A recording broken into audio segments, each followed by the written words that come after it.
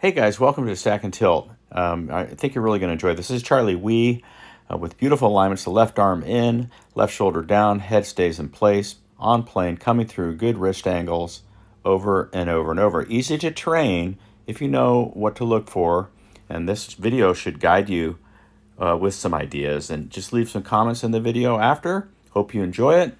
And again, this is Charlie Wee, and Alan Conway is my student coming up.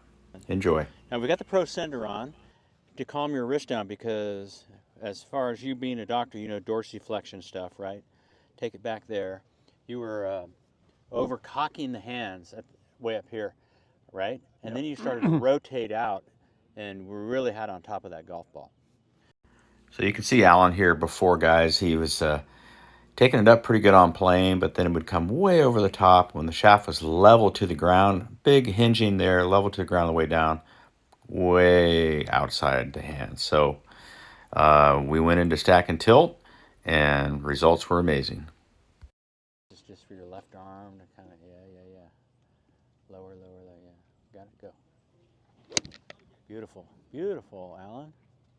So the stack and tilt model, which is awesome, as you know, is going to be when you take this back with the Pro Sender, you get it going slow, slow, slow. That's right. And you bend your wrist into the back there. That flattens this left wrist, right? Yep. And that's good for us. So it'll calm the action of the corner of the swinger getting all, fast and hingy. Yep. Okay? Now the idea from here is that you're still bent over the ground, right? Yep. The arms across your body, perfect. And then what you're going to do is feel like the hips slide a little to the target.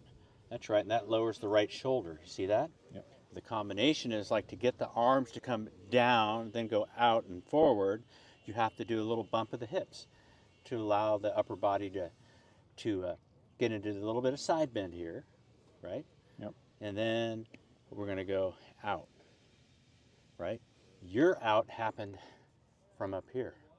Now you're over plane already, as you know. And as I described, it was like now your club head was on top of the golf ball, but not in at all. And that's why we're, pulling and slicing. So the left arm across your body is somewhere about 20 degrees that way, right? When it's level to the ground, flat wrist, Pro Sender. Okay? So just do a few brush works here and start at where a ball would be. So start each swing right here where a ball would be. Yep. And now you start to feel the bend in the right wrist, the flat. Yeah. And then bring it down, and now we're on the plane coming down. And like I was saying, one up, one over, two up, two over, like that. It's kind of an even incline for you. That's it. Yeah. Up. Now down and land the plane like right here. Okay. Now the wings are this way, and the left wing's going to come right to my leg. You get it? That's the out portion. So there, and the body will rotate to help that process. Yeah. And slide and drop. Yep, slide and drop. So from this view, it's like, you're going to go over here, left arm in, right? Hip pulled back, left arm in, 10, 20, 30 degrees this way behind you, right? And then you're going to pop the hips forward a little to allow the side bend to happen. That's the down part, Charlie Wee was, so there are four guys that we went on the tour with the Stack and Tilt in 2007. That was Charlie Wee, Dean Wilson, Aaron Badley, and Troy Matson. And it was, it really was taking over the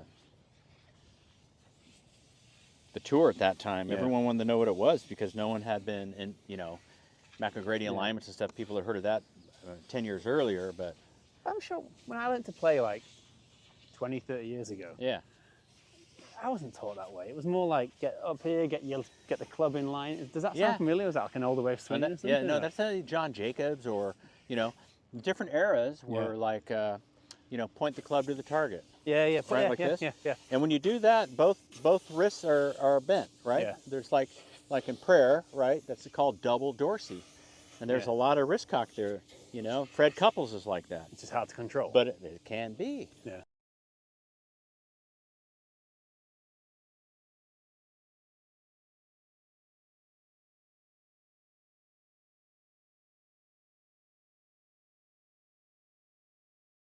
allow the side bend to happen. That's the down part, you know. And if you think about the swing plane back here, like Hogan's glass plane, you would just sense that you're on the top of the plane, the face of that glass plane, and all you're doing is trying to slide down the face of the plane. And you've been taking it off the plane, yep. or pane of glass, if you will, and then trying to come back to the ball there. Yep. So, and that happened because of the extra bouncing at the top, extra hinging at the top, and the speed in which you swing, which is awesome. But we need to tighten it down a little bit right now and go a little slower and start to get in that feel of, like you said, what'd you call it? A slide and drop. Slide and drop. So, you know, 60% power and a left arm level to the ground, maximum backswing. Okay? There you go.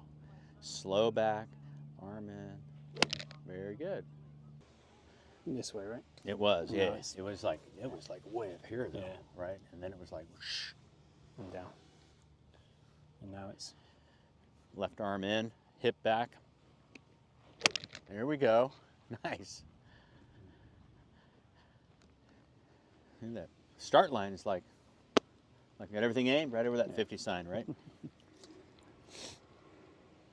Mm-hmm. Yeah. It's a low arm swing, inward. Beauty. Ah. Good work, my man. So, do you remember some of this now? Yeah. That we did? Yeah. Yeah. He kind of crept. Well, like, we go back to... There's another video where it's just similar with the the club is like too high on the neck, I think, right? And it should be lower down. Yeah, on your video? Yeah, along from the previous one. Yeah. So that's your DNA, you know? Yeah. So it's, you know, hey, speaking of which, I think he's your countryman, Justin Rose, right? Yeah. You know how he does that crazy practice swing? Right? See right there. Yeah, you've seen it, right? Okay, well, he goes like this, and then he drops the club way down here. He falls and bends down here, and then he comes through this way. Because he has a little out early action also. Yeah. So him and Sean Foley, actually, Sean Foley is the pro sender. He's the one promoting the pro sender. Yeah. And Justin actually uses it, you know? And so like you said, your shaft was coming down, you know, through your neckline here, right? Yeah. Call that the guillotine plane, you know? And so now you're feeling like half a swing back or below the shoulder or half a swing, you know, like this. And now you can't go over the top from here, you know what I mean? So that's the whole idea. So now you just start to swing the club out to the ball, or you're in the slot, dropping it. Yeah. So that's the arm in and low, right? Bend over your belt more too with your body. Yeah, there you go. Got it right here? Yeah. Okay. Right now your hands will slide right on my shaft on the way down. Just keep it gliding down. There you go. With the bump too, yeah. Yeah, there you go. Right? Yeah. So low arm swing. Yep. Very good. Nice. What do you think of that one? That felt Proper? proper, yeah. Yeah. Sounded better Yeah. as well. Why can't I think of that guy's name? You guys out there know who I'm talking about, you know?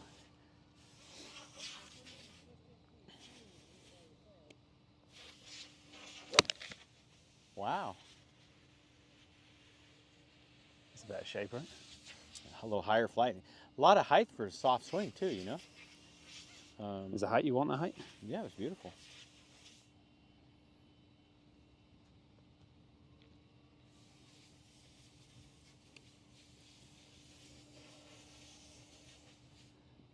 Yeah. So when you're looking at the very first things that we said and talked about was the start line of your ball and the curve, right? And we don't need power. You're plenty strong, plenty of club head speed. And all of a sudden you look there and your ball is tracking in the same window of trajectory and start line. So, I mean, it's not guesswork. It's like you put these better alignments in and the shot should come out better, right? So it's a drop. There it is. Where's that been? Huh? Tommy Fleetwood. Yeah. Uh-huh. It's okay.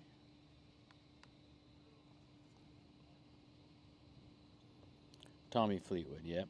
And he did this, changed his game. This kind of a, they call it like a 9 to 3 swing, right? Yeah. A 9 to 3 swing is like when your hands go up to about 9 o'clock, not up here, right? And then on the way through, they come around over this way. And you know how he looks like that, right? You know. See, so that's on the course and everything. Just keep it at 9 o'clock. Is that all? Yeah. If you want to, you need to do that for a while so you can get control of your golf ball. Because before it was like almost like this, right? Yeah, you're way up there. A lot of wrist hinge. So that time your left wrist looked like this. I did, yeah. You know, and that there's data that show. I mean, you look at Scheffler, Stricker, Tiger. Their hands are not doing much as they're getting up to this corner. Yeah, they are just absolutely not. They're in this kind of thing. Gotcha. Right, because that changes the club face. See, once you're here, your club face is open, right? Yeah. And then you're gonna do weird stuff. So just keep it. Yeah. So keep it like 30 degrees inward with your left arm. Yeah. Keep bent over the belt. Yep. And then you're ready. You can come right down to the ball from there, right? Yeah. Here we go. That's right.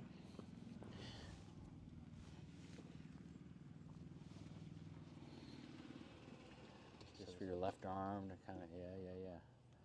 Lower, yeah. Got it, go. Beautiful, Alan. Really good depth of divot and such, right? Yeah, that was great. So stack and tilt, man, it's got alignments that it's not complicated. It's not a lot of stuff, you know. That's what fixed my game. Yeah, it really did the first time, and now it's back, baby. So on the plane, just drop right back down the plane. Yeah. Yeah. Nice little baby draw. Shallow divots. I mean, when you're watching your ball fly, I mean, you're not seeing one start over that way at all, right? That was the previous problem too. Yeah. I don't know why any ball would start straight to what you were doing. 30 degrees and just drop. Great job. Yeah. Right? And if you're not good at like getting it, it doesn't need to be up here to do it. I mean, you can be lower. Yeah. But like a Jake Knapp, the new guy on the tour, goes like this, gets it here, and then drops it like this. Yeah. You know, Fred Couples gets it here, right? Yeah. And goes like that. So much more efficient to keep it on the angle of the plane. Just, that's why I try and visualize when I'm like doing my practice swing and stuff. It's like, you know, the plane is like just that, right? Yeah. Hogan's plane, right? Yeah. You know, and that's basically what I teach. I'm not a cookie cutter guy, you know that. But I can use these systems that I know to help you define a little bit how to practice, what to visualize. And you look at Hogan's glass plane like we all can and go, wow, okay. Yeah. Is that very helpful? Yes, it is. Yeah. Even in the golfing machine, before Hogan stuff, it talked about the shaft needs to stay on the face of the plane. Yeah. And the plane is from, you know, the shoulder down to the ball or, you know. So it's the plane gives you direction. Control. Well, what are you noticing? It's going straight. It's going straight. Yeah, right. And so that's the benefit of the swing plane. Okay, I mean, I'm going to hit more greens. Yep. Okay, I'm in, boss. That's the benefit of that. Really good.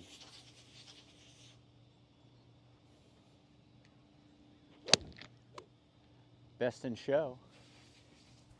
Hey guys, I sure hope you enjoyed that video. You can see how Alan just progressed really nicely in the stack and tilt system. This link right down below here on the screen will take you to a video that you can watch completely and goes through much more details and a step-by-step easy process. So just click the link and hope you have a great weekend. It is Friday of me filming this and looking forward to the winter season in Mexico. Join us there. If you want to train yourself to play great golf in warm weather, watching whales jump and birdies fall.